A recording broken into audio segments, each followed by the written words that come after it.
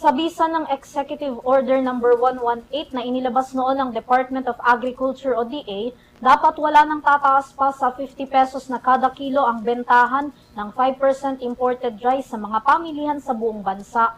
Ngunit sa patuloy na pag-iikot ng mga opisyal ng ahensya kasama ang Department of Trade and Industry o DTI, ilang rice retailer pa rin ang nakitaang lumabag sa polisiya kaya't nahain na ng Notice of Violation o NOV.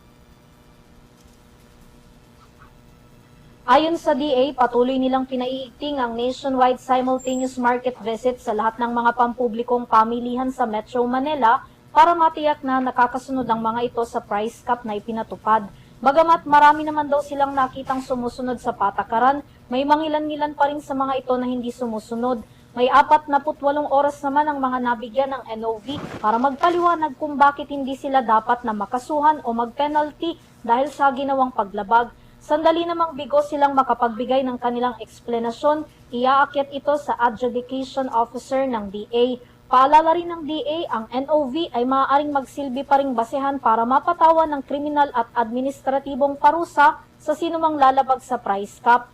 Matatandaan na bago pa man ang implementasyon ng price cap, una nang nagbabala ang ahensya na maghihigpit na sila sa pagbabantay sa mga nagbebenta ng bigas na hindi susunod, kung saan magiging katuwang nila sa panghuhuli ang mga law enforcement agencies at iba pang kinauukulang ahensya. Samantala, hanggang June 12 naman epektibo ang price cap, depende pa kung palalawigin ito.